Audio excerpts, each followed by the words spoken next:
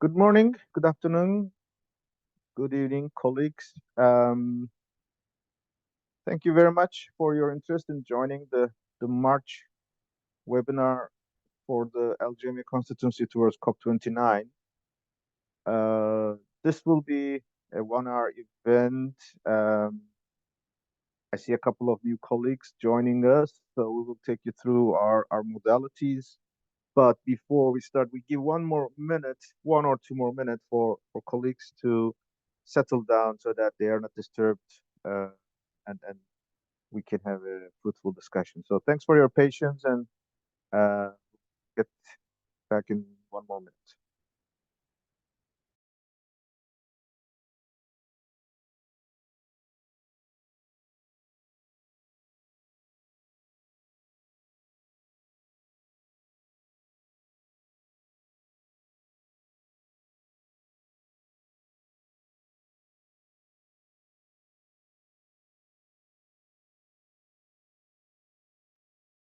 Okay, I think we're all settled down. So once again, welcome to the March webinar of the LGMA constituency towards COP29. My name is Yunus Arikan.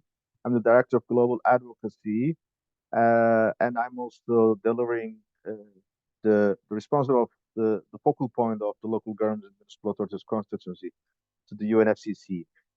This session is a monthly webinar, so it is recorded and later on webcasted in ICLE's YouTube channel.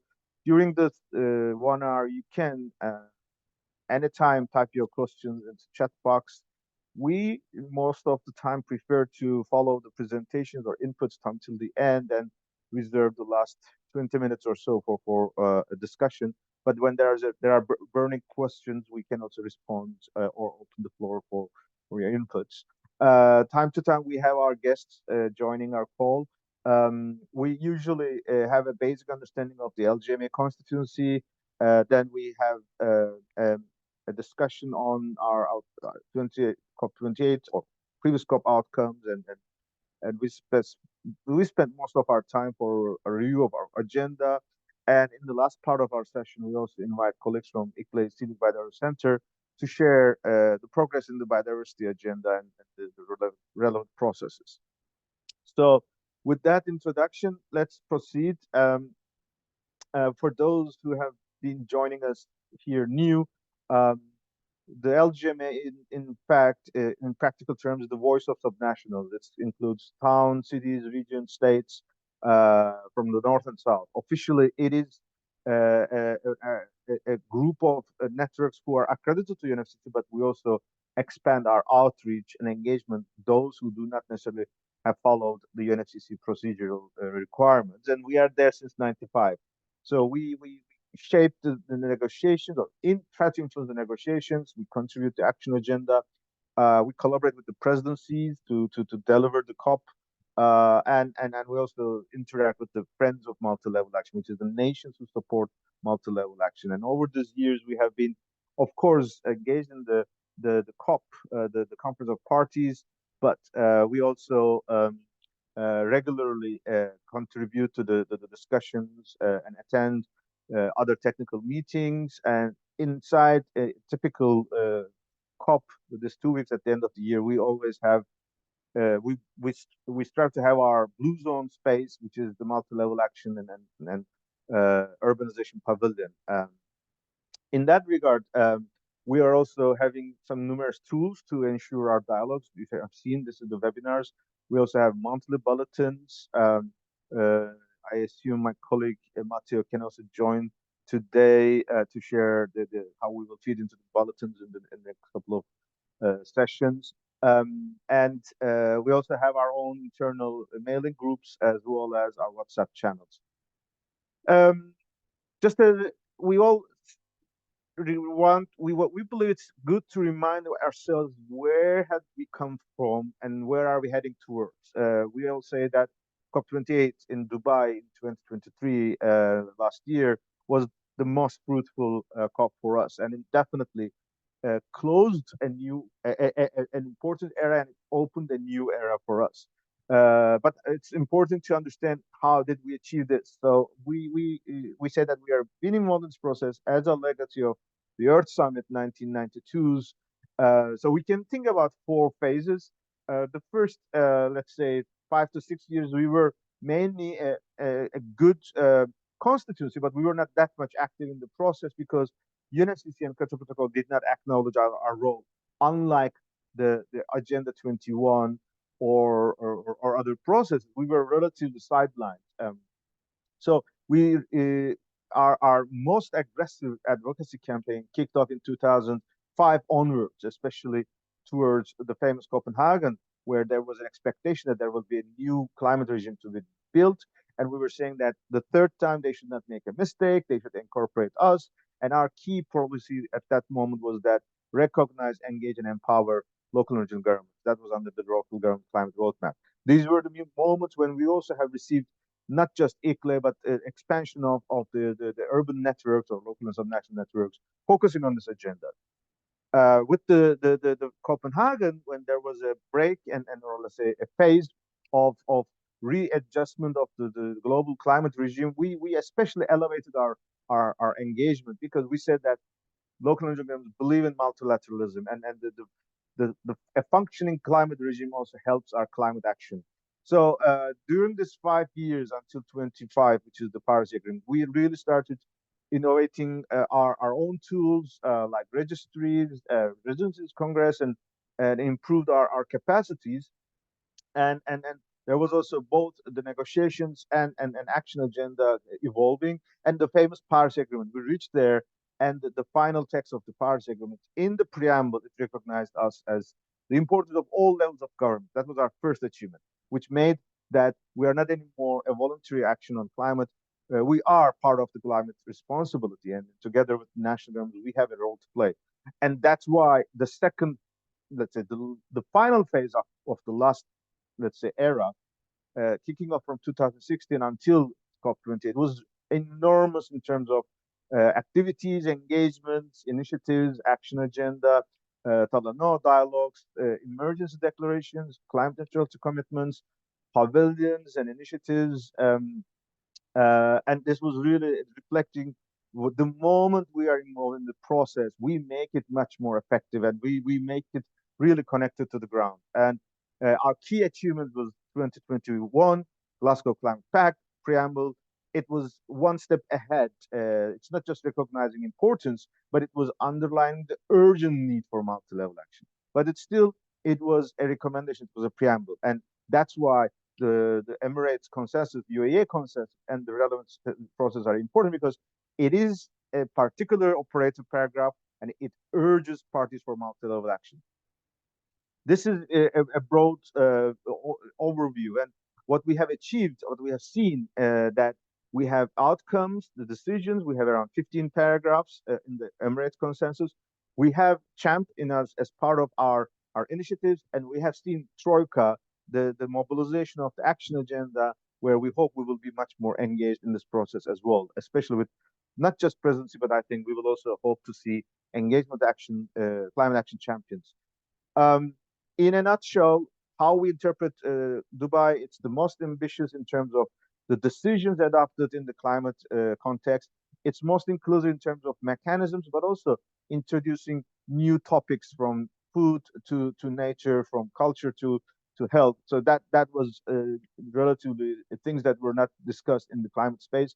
And most important, multi-level. It's the most multi-level. We had an initiative endorsed by countries. We have paragraphs on specific outcomes, and we have the LGMA, which proved its value through its diversity and skills, that we can build the initiatives of the presidency, the action agenda, and to the negotiations so that we can influence the outcomes from the urbanization ministerial to LCAS and CHAMP, and until to the GST decision, LGMA through the base at the Blue Zone multi-level action and urbanization program and its network demonstrated that we play a huge role in achieving all these results so that we can make the connection between all these efforts.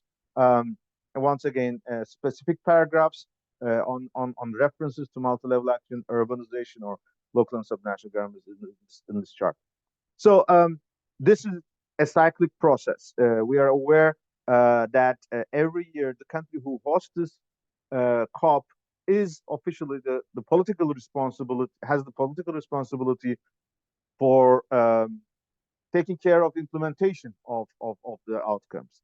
So the delegation, the Emirates, the Emirates delegation presidency is still part of the process, and it's good to see that um, they have created their teams beforehand, and they're still keeping it until very likely to June, the Saturday by the UN Climate Conference in Bonn.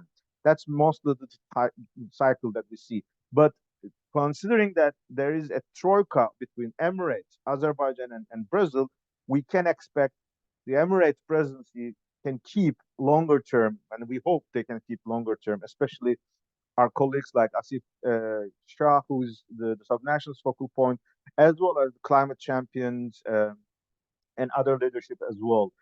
We have been involved in this year also through our seat at the advisory board. Mayor Binay, Abdi Binay was representing us. So it was a remarkable engagement. So the incoming presidency, Azerbaijan, was, of course, had its own priorities and challenges. There are a lot of things that you do not have to expect at the same level for a variety of reasons. Most importantly, we know Emirates have been preparing for this COP more than 2 years in advance.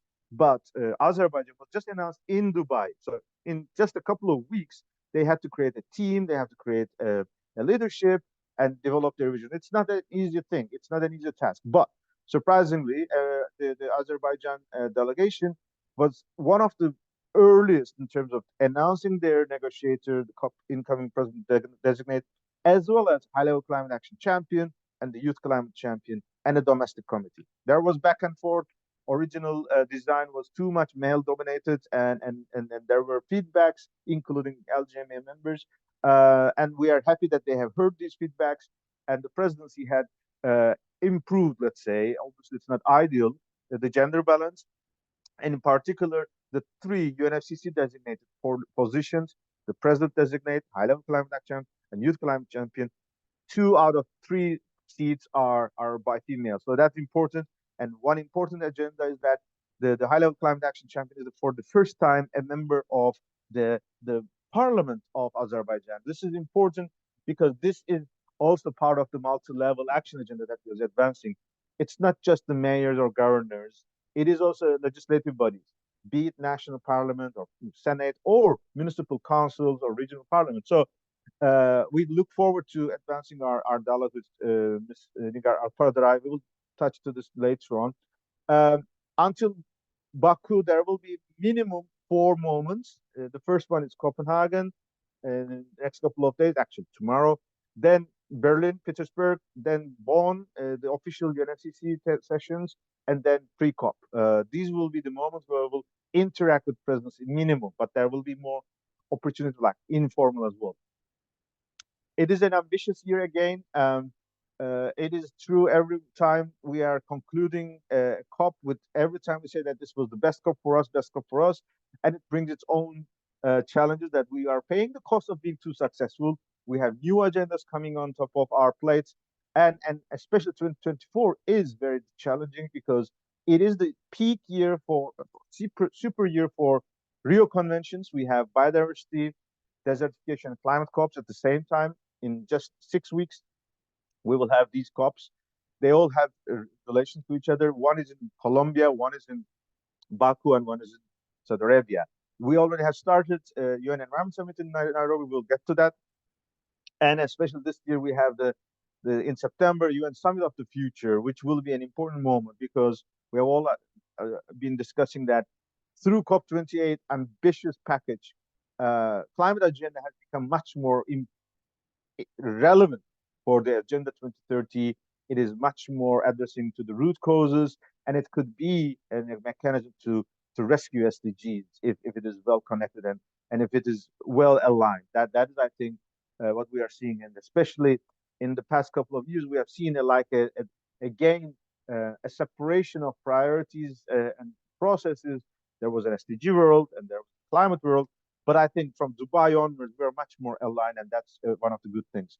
We will get to this shortly, but we are also following, especially outside the UN, the intergovernmental process, which has its own dynamics, like G7 this year by the Italian presidency, G20 by Brazilian presidency. These are important avenues for us, and the good news is that from the local government and local regional government, we have both Urban 7 and Urban 20 being actively involved in this process.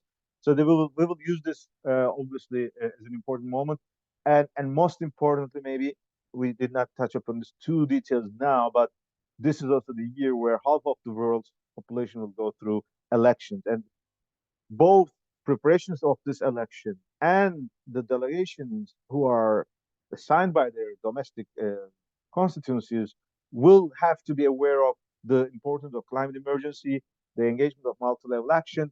So the results will eventually influence the outcomes, hopefully positive, and especially with multi-level action on board, we can also make sure, or we will strive to ensure, whatever the result, we will avoid backlashing or backtracking, so that any new or elected leaders will only take it forward, but not going backward. But it's not always the case. We all know, we have seen this experience before.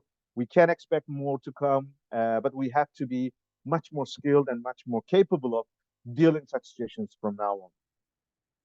So let's spend some more time on our back, like a review of what we have achieved and what's to expect.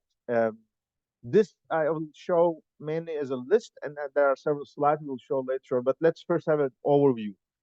As we said, we are having these webinars monthly, and in between there is, of course, a number of things moving, and we are using our mailing channels and WhatsApp group for coordination in between.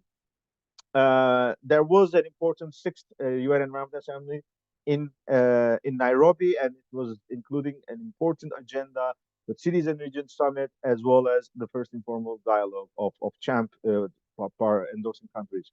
There was an important document released by UN Habitat, Building and Climate Global Forum, and we had made a submission we'll later on discuss as well. What to expect in the next 3 weeks or 4 weeks? Tomorrow onwards, we have the Copenhagen Ministerial starting. Aalborg Deputy Mayor will be having our representation role. Let's remember, all the time such meetings depend on the modalities announced by the host country. There's no practical UNFCCC precedence for that. The host countries define this kind of informal ministerial meetings. The good news, Copenhagen or Danish government has always opened the space for us. Last year, we had Alison Gilland from Dublin, from Committee of the Regions, representing us. This year, Aalborg Deputy Mayor Anna Ayen will be there. Aalborg and Denmark is, of course, also very valuable. Denmark is a CHAMP endorsing country. Denmark has an initiative called Denmark 2020, where all municipalities of Denmark are supported to deliver their 2020 commitments or 2030 commitments, and Aalborg is one of them. And Aalborg also historically has been a leader in the global advocacy. They have been host of the Aalborg commitments and Aalborg Charter since '94 for European sustainable cities and towns. And in October this year, they will host another edition. And this will be the moment after the European election. It's first time that we will be able to influence the European policies. So that's an important opportunity. There is submissions coming up, one especially on mitigation work program. This is extremely valuable. We will talk about it. There is another submission coming on Article 6.8, and I would like to check with our colleagues from Finance Group, non-market approaches. Daring Cities will be kicking off. In April, there are a number of meetings. One of them, which is not a major event for our global agenda, but very important for regionally. Belém will host the Latin American Forum, hosted by ICLE and Urban Shift. And there will be moments for interaction with Minister of Cities and Minister of Climate of Brazil, who are the G20 presidency and part of Troika. An important agenda is coming. IPCC scoping meeting will kick off in Riga. We'll touch this. Earth Day, 26th of April, is always important. And there is the G7 Climate Ministerial.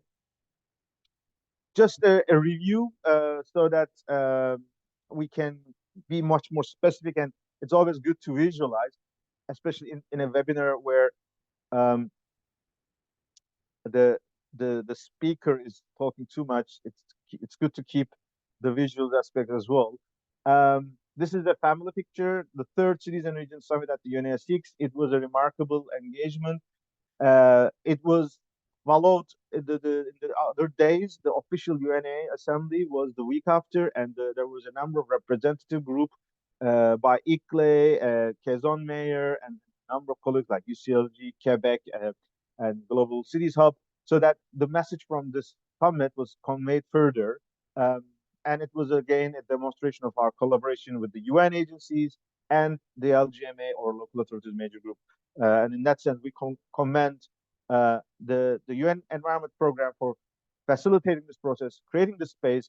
It was recognized as an associate event of the UN Environment Assembly, which enabled us much better access to some of the outcome documents. But especially during the week, we also had our side events and other opportunities as well during the session.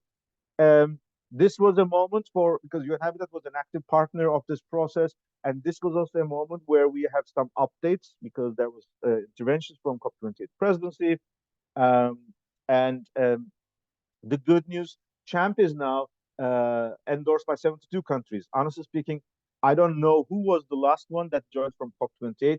Maybe our colleagues from COP28 presidency or UN Habitat may have a track of that. Uh, and let's remember they have a commitment. It's not just signing it; they have a work to do, and that's why we're so eager to see how we can support. And once again, CHAMP is an initiative of national governments. It is not an initiative of local governments. Therefore, ownership by nations are extremely important. UN Habitat released a technical brief in collaboration with the LGMA constituency as well, and the document provided some updates on the urban context of NDCs, some new information, and an interesting analysis. The endorsing countries of CHAMP still have a lot to go on their urban NDCs. So even though they are committed, it seems that they have a lot of homework to do, and that if this is done, the ambition for the 2025 NDCs can be elevated. That's the key message we'd like to share. And that was exactly why we had this meeting, the informal CHAMP dialogue. It was the first CHAMP informal dialogue in the sense that it was a dialogue of the LGMA constituency, COP28 presidency, UNEP and UN Habitat with the endorsing of the nations. Obviously, UN Environment Assembly is primarily the meeting of the ministers of environment. So we were trying to use this opportunity because they are more or less the same ministries who signed the CHAMP. But it's also possible that not all the delegation who follow the CHAMP would have been would be present in Nairobi. Therefore, we had a very nice dialogue, communication to the CHAMP endorsers, the Friends of Multi-Level Action, and we had one-on-one dialogue with the delegations there. So we had a good diversity: Italy, Rwanda, Canada, Bangladesh, and Germany. The endorsing countries were involved in this meeting. Several of them expressed their interest and they couldn't come, unfortunately, because of the overlapping agendas. Quebec was there from the Canadian, but also LGMA delegation, and we also enjoyed the contributions from the UNF Secretariat. This is, in fact, the value of keeping the dialogue among our national delegations. Some of them were represented from the permanent representatives in Nairobi. Some of them were coming from the delegations who traveled from the capital, and they committed to share these updates to their delegation so that we can move forward. And you would see these countries are already on the front runners of the champ endorsers. So it's also realistic to say that 70 parties endorsed, but not all of them may have the same pace. And these countries are the minimum. Plus, I think we can even think about around 10 or 12 more would be much more actively involved in the leadership of CHAMP. So that's why we are very happy we had this dialogue. There was in the chat box. Excellent. Leah is in the room. Leah, I know you are having challenges to connect from Berlin, the Energy Transition Dialogue. Just flag us whenever you want to intervene so that if you wish, we can open the floor so that you don't have to wait until the end and provide your inputs. So just how you wish. If you flag this, your request, Kata can enable you to come into the room. Leah already shared the link to the technical brief. A week after UN Environment Assembly, we were in Paris for the Buildings and Climate Global Forum. This was the first of its kind of event, and this was a legacy from Buildings Breakthrough announced in Dubai.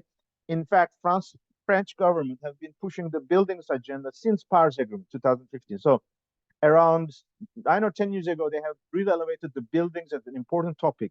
The breakthrough agenda was primarily focusing on a sectoral perspective, like power, steel, agriculture. But through these efforts, for the first time, like a user and a different context of energy and climate emission source, which is buildings, is now elevated. So there was a ministerial declaration. It was an interesting format. It was full of exciting news, but it was a bit different than the typical declaration. So still, it's an innovation. And we also had a local government forum who have provided input to represent the voice of local and subnationals. I see Leah now online. So Leah, feel free to share your comments, either the brief or the any UNEA or Buildings Forum, or if you want, you can also address IPCC because I know you are one of our warriors who will be there. So the floor is yours. Thank you, Yunus. I didn't mean to now torpedo your webinar by turning on the camera. That was not the intention. But thanks for your flexibility. Of course, always appreciated. And many greetings from Berlin. I'm at the Berlin Energy Transition Dialogue here. So maybe just a couple words on UNEA and the Buildings and Climate Global Forum. I mean, I think at UNEA, we fantastic collaboration with all the partners for the UNEA 6 Cities and Regions Summit. It was a really strong event, full room, very well attended, very well perceived. So also a big thank you to everybody who made that happen. And of course, we had an outcome statement, and it all went into the negotiations. And I think that was really a strong moment. You shared the technical brief, but thanks so much for sharing that. Also, again, a really collaborative effort. And I think what's great there is, of course, it gives us a very easy visual of where we stand with CHAMP and when it comes to the urban content of the NDCs. There we have also a map. If you open it up, there's a map as well that color codes where the different countries are standing. And it of course gives a really easy roadmap to say, okay, well, there's some room for improvement. And I think we all collectively agree that hopefully by COP30 in 2025, we can see and look at that map and see a lot more darker colors in the sense of higher urban content of the NDCs and a strong urban content of the NDCs. And hopefully that will be a good tool to allow us and to operationalize everything in order to get us there. Couple words on the Paris Buildings Global Forum. I was impressed, I must say, of how much urban and city focus there was. There were several side events dedicated to local topics. Maybe one on local governments. There was one on urban planning. There was also one on buildings, one on heritage. But also many of the other side events had a strong urban focus, which is, of course, fantastic to see. We had a closed-door local leaders roundtable, also full room. Fantastic efforts from everybody, mobilizing local leaders to come there. This was really pushed by France. They wanted to ensure that there is strong local leader participation at this forum, which is, of course, great, seeing a national government taking the lead there and also pushing for this. We had an outcome statement out of this local leaders roundtable, and that was actually presented during the ministerial roundtable by a mayor from Cameroon. And that was, of course, a really strong message. Full room, I think 40 plus ministers, and then a mayor representing and showcasing the outcomes of the day before of these conversations. So, and also if you look in the final Déclaration des Chaillots, urban is all over, and the importance of cities is really strongly anchored there. So I think collectively a really strong and big effort and push to make this happen. Maybe what's of interest to everybody here is France is also really interested to ensure that this conversation on buildings and local governments continues. We are seeing how we can anchor this in under a working group of the Global ABC and Surge collectively. We are starting now really informal consultations of how this could look like, and then a bit bigger webinar just for everybody who's interested in potentially joining, something like that. So more information on that coming soon, which I'll share. Back to you, Yunus. I can stay for a couple more minutes for IPCC.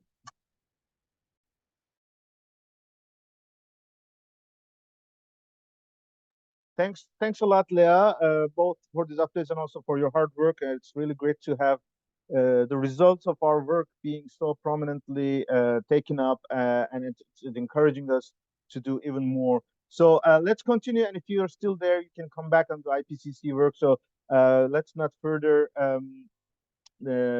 delay, but if you have to leave before, just ping me so that I can give you back the floor once again. So the buildings, yes. I am waiting that my colleague Ursula from under two could join us anytime, but I still don't see her. But this will be a debate on our roadmap towards LGMA COP29 position, actually.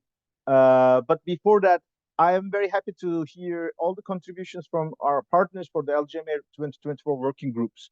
Let's remember our basic strategy is that we will make sure paragraph 161 and others in the global stocktake decision plus CHAMP is delivered, so that we demonstrate by the time we reach the COP that multi-level NDCs are coming into shape. Second, we will work on town hall COPs. More to come up during the Daring Cities and ICLE World Congress on that. And we will, of course, follow the UNF submissions. When we come to the work packages or working groups, I have seen so many now references. Colleagues have already put their names in each of them. There are some of them are still vacant. And I know there are a lot of questions how to work on that. Let's remember, these are very likely will be the permanent bodies that we will be discussing on these agendas, because in all these topics there's a reference to local energy governments, and our expertise should come into the game. So it's okay that some of them can be slower, some of them were faster, and that's not a big issue. One important change since the last proposal: the LGMA working group on multi-level action and the LGMA working on CHAMP. We are still discussing whether it is better to merge and make a subgroup. There are some discussions, in particular, COP28 presidency and Bloomberg Philanthropy is also discussing how to shape the implementation mechanism of CHAMP. Therefore, we will try to align ourselves as much as possible that we complement each other in this process.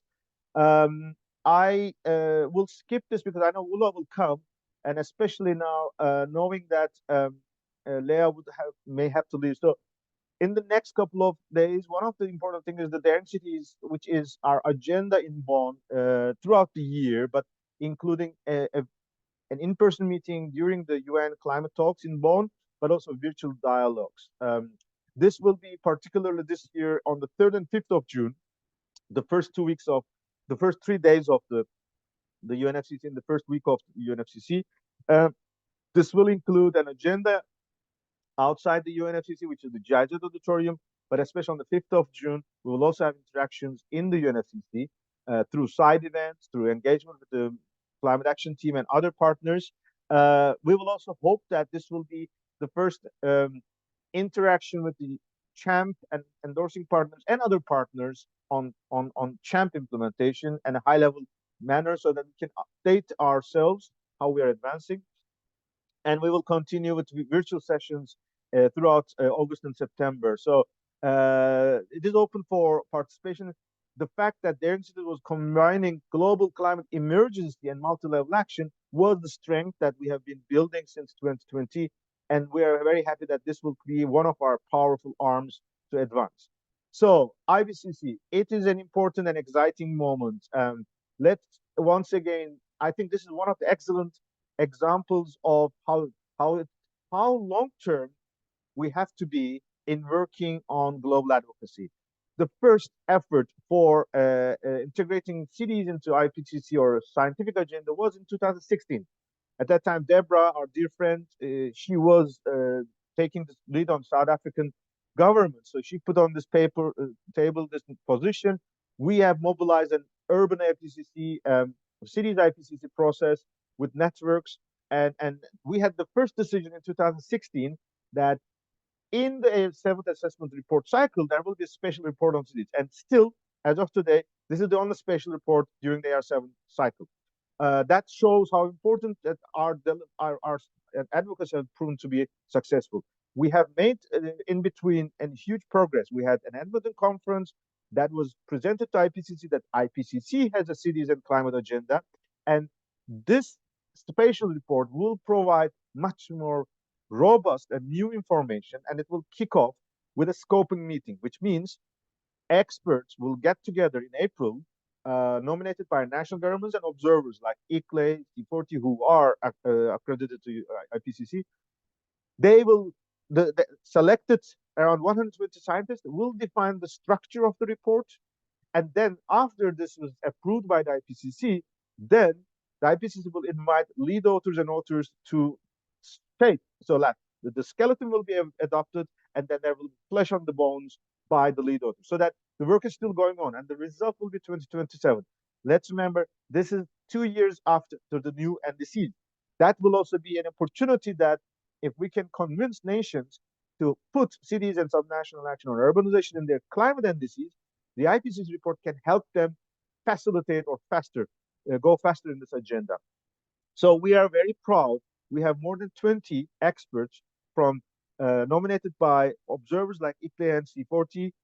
We have 5 from ICLE delegation, 3 from C40 delegation, but we have national governments who have also nominated their scientists. Some of them include local and regional representatives like Paris, Turku, Buenos Aires.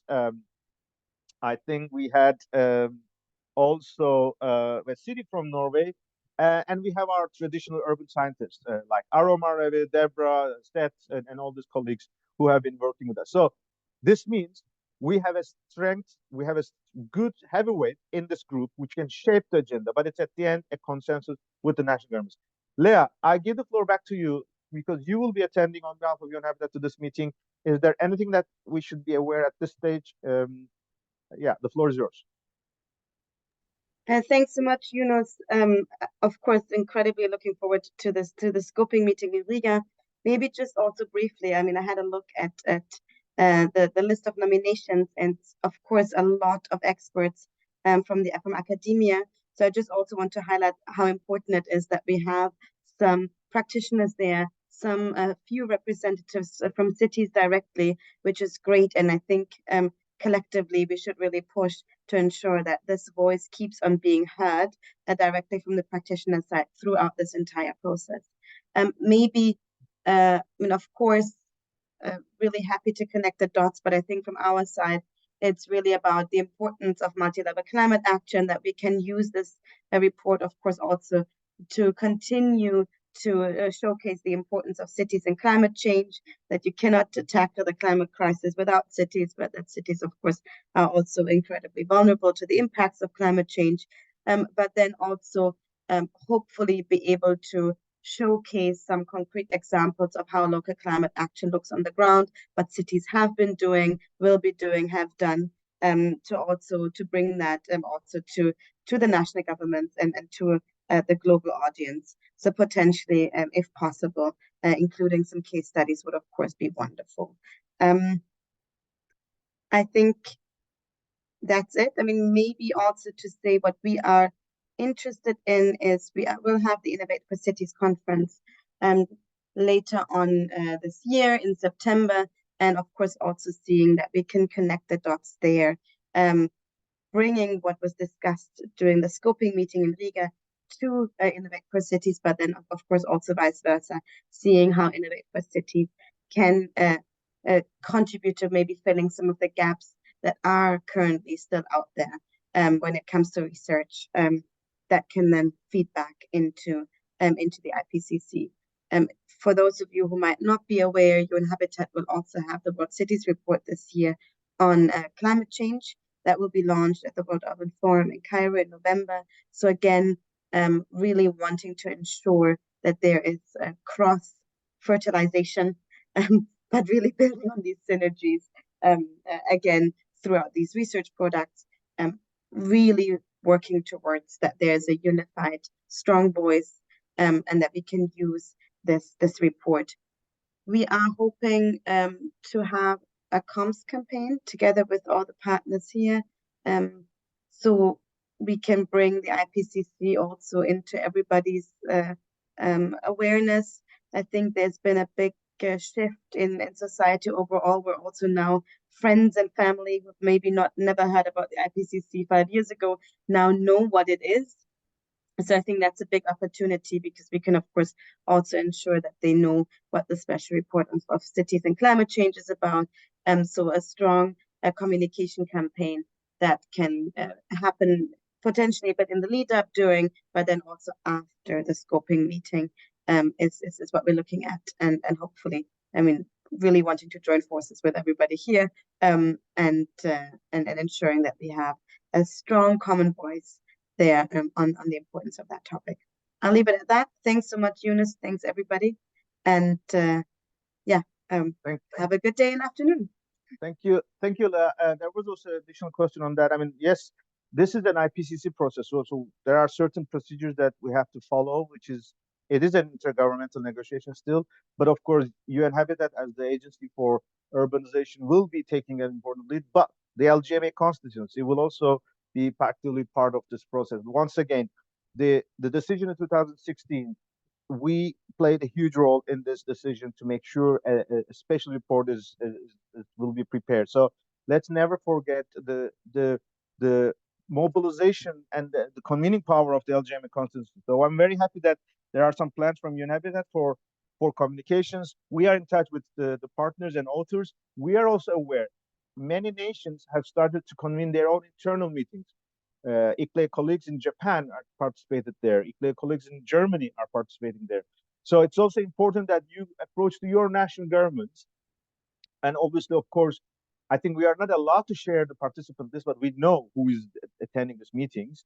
There will be opportunities for informal, let's say, connections as well. So let's make sure that we are in touch. My colleague Purya, who is today in a sick leave, he is also part of the scoping meeting along with other colleagues as well. So we will provide more updates. I see this anonymous attendee. If you can define your identity in a chat box, we can also keep you informed if needed afterwards. So let's. I know the time is ticking, and I still don't see Ula. Therefore, I was thinking maybe I just take the lead because Heloise was planning to be here today, and she's not as well here.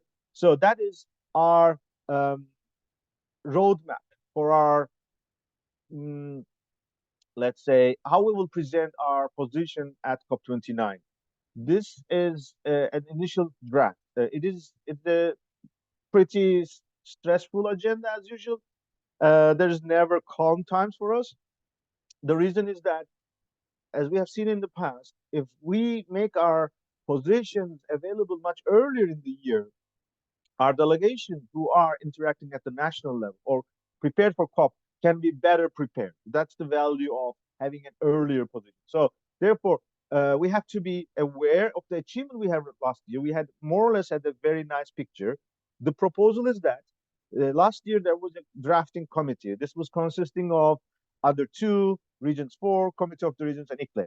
We would invite the LGMA delegations who would wish to participate in this process so that they spend time and energy and dedicate their time and energy for this. So that will be happening this year, this month. So we would appreciate if you indicate your availability. During April, this drafting committee will work on the structure.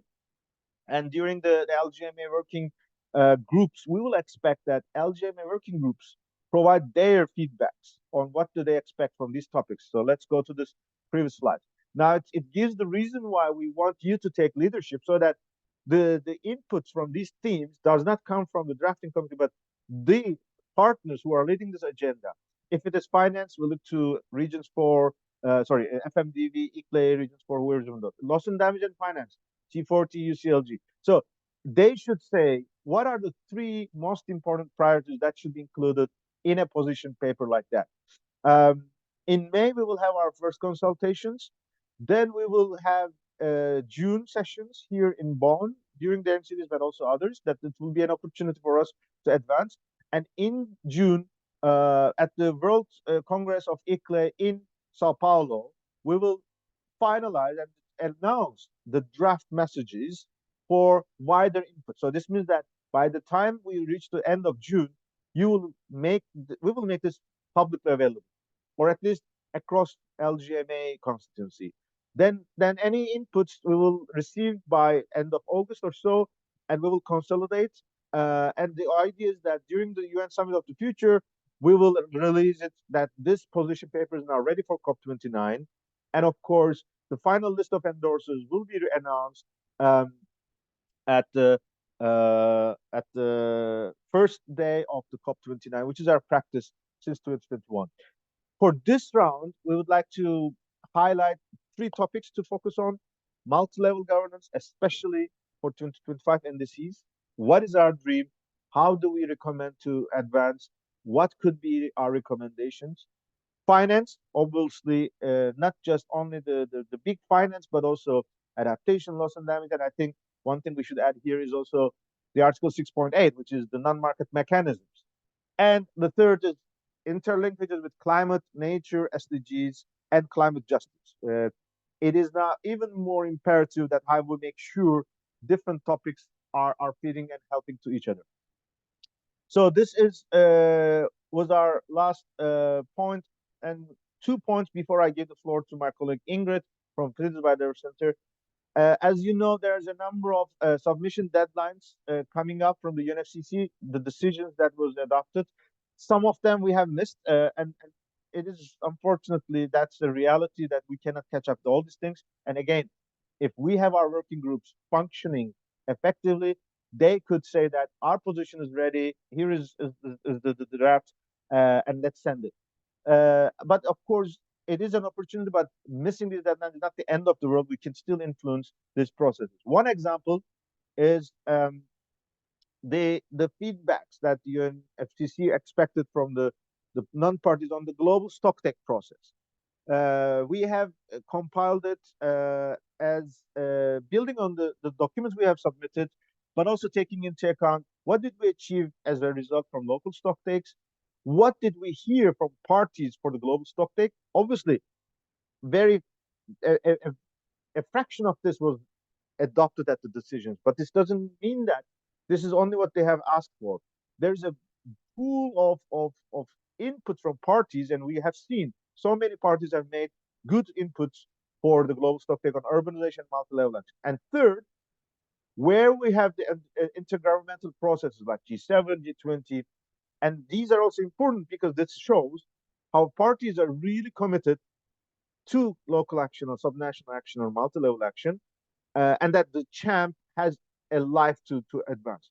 So in concrete terms, we would like to advance this for further, especially we would like to continue the stock take exercise through our town hall COPs, so that every year the city halls can turn into their annual report to the COP, and then they can communicate to the UNFCCC, but they can also use this to connect to their NDCs.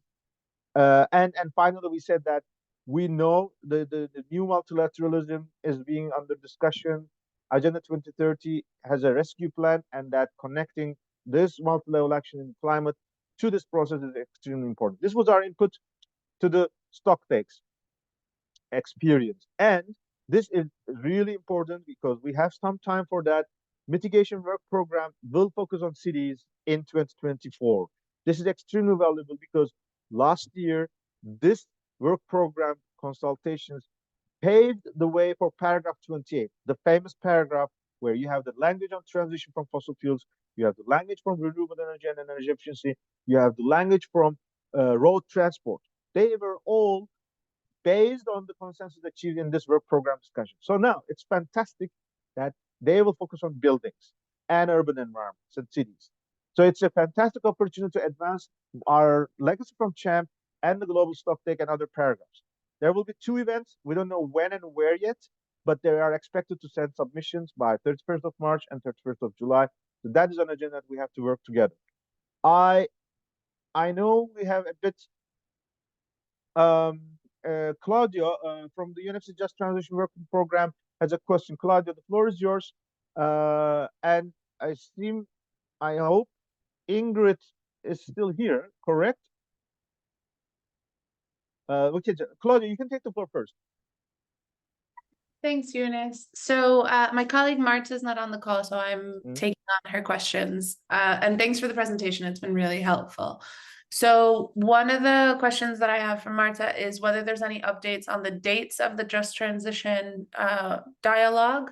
And we have a case study ready to go, so we just want to make sure that we understand how we can do that, because I know the February deadline's passed, but I think we're able to submit on an ongoing basis. Yeah. And then last question is if we know any more about how we can invite mayors into the dialogue itself and what the process would be for making suggestions to you on who we think should go. So Thanks. Claudio, first of all, thanks for C40 and taking the leadership in the Just Transition Work Program, as well as Loss and Damage as well. So honestly speaking, I don't know. I couldn't follow it. It was too many things that this is one of the things I missed. I have to check.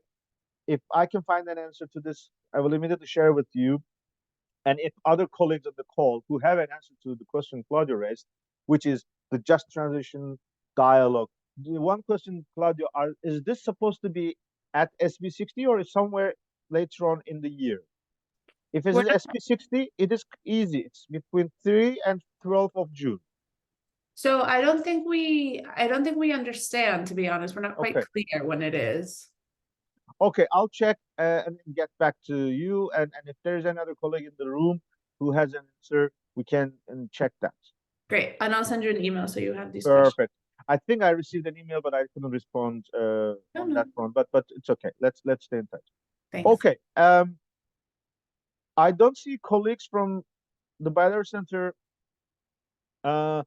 If they can join, we can give them the floor. If not, if there are any points from our colleagues who are in the room to raise an agenda or share an update from their side, feel free to interact now. We have 8 minutes to go.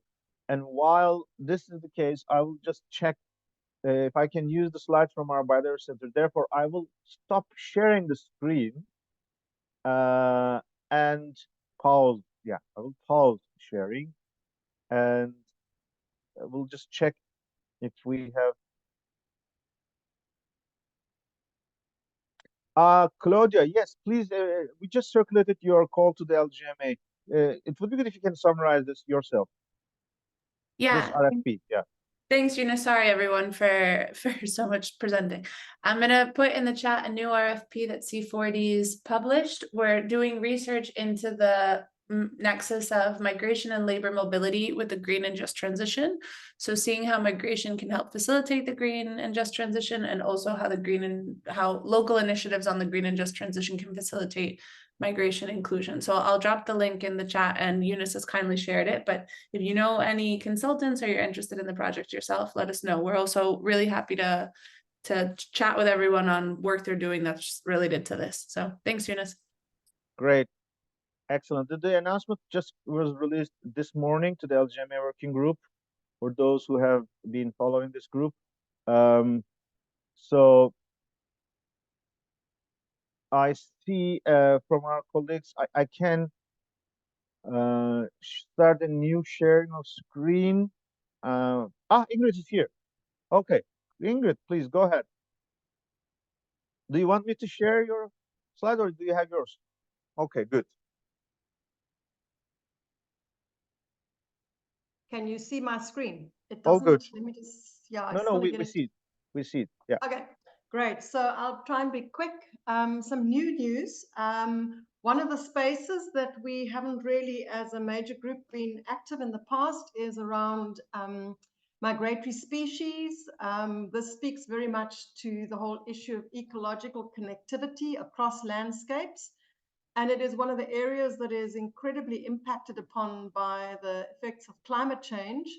So ICLEI was invited to attend the COP that took place in Samarkand in Uzbekistan last month, where they released, for example, a very important report on the state of climate change and migratory species. I'm happy to share that link. There's some really interesting and rather shocking statistics and figures in there. As part of the COP, also they launched what they call the Global Partnership on Ecological Connectivity, and ICLEI has been invited together, you'll see, with various other international organizations to represent a local government major group on that partnership. And I think the important thing there is that it deals with the data, policy legislation, implementation, and awareness or outreach areas of work. This is a very new partnership and its modalities are being developed, so we'll keep you updated on that. There was a resolution that was tabled by the working group, one of the working groups, which spoke to the whole area of synergies and partnerships. And in there, the parties basically adopted an article that talks about active engagement and strengthening the capacities of cities and subnational governments to support the national governments in protecting migratory species. So that's been a first. ICLEI also had a side event there, and we launched a new awareness raising program called Journeys for Life, which will hopefully form part of the global partnership one of these days, and we will keep everybody posted on that. We're heading now for our next COP. The CBD Conference of Parties only gathers every second year. This is going to be the first COP after the biodiversity plan or the global biodiversity framework was adopted. ICLEI submitted an expression of interest to host the 8th Summit of Cities and Subnational Governments, which has been approved by the Secretariat, and they've also been in touch with the government of Colombia. So we're really in the early stages of starting discussions and negotiations around that event. These summits this is now the 14th year or the 8th summit that we're going to be holding. And they are recognized as official parallel events to the COP, and they are normally held in the plenary space. So they are very significant and they're very important events. We are also at the moment talking to various of our partners, and the SCBD has indicated that they will create a space for the various major groups, not as extensive and as big as what happened in Montreal with Plus Quebec, but certainly there will be space for major groups to convene. The important thing at this stage about the COP16 taking place is the focus is going to be very much on implementation, translating the GBF into national action, but also sort of bolstering the various means of implementation, including resource mobilization and capacity building. And one of the things that has already come from the government of Colombia is they see this COP as being the COP of making peace with nature and focusing again on implementation. And then just as part of our awareness raising towards COP16, we are running again a series of webinars this year. There will be 3 webinars in the lead up. We work together with our partners, including Regions 4, IUCN, several others, also in the first one with the Climate Champions team. And we're going to focus on the role of cities and regions in achieving global biodiversity and climate goals. So there is the date, the 28th of March, and there's also a link, and I will share it in the chat. And that, I think, is the end. I know we are running out of time, so let me stop share. Thank you so much, Eunice. Thank you, Ingrid, and it's really great to see this progress. I mean, one thing that we could not discuss with you or the biodiversity colleagues yet is we have a nature, climate, food, health working group, and I look forward to you and your colleagues to help us to lead. And you have seen there is an interest to make the connection between nature and climate Colombia is, as you know, have been very active in the UNFCCC, but also in the biodiversity space. And we know the president of Colombia is the former mayor of Bogota. The environment secretary is the former environment secretary as well. So therefore, it will be make sure that we have this coordination. Therefore, the events that will be coming up is important. Will help us to move forward to make these agendas. So look forward to further interactions on that with you and your teams. Yeah. And maybe just one last point on that, the intersessional meeting in the CBD space aligns very nicely with that roadmap that you showed us earlier. So in May, there's a big series of intersessional meetings. So that will also be important. That will be in Nairobi, yeah? Or? That's correct. Yeah. Nairobi. Yeah. Okay. And of course, we all discussed one of the uniqueness of the biodiversity process is that it is the second time they have a 10-year action plan for subnational action. And I think we have to put more concrete evidence how that kind of an action plan helped nations to address biodiversity emergency and help them. Because if we can demonstrate this, this could be a very powerful tool for us to show to the UNFCCC negotiators saying that this is what you have done and you have seen the benefit. Why don't you replicate the same success here?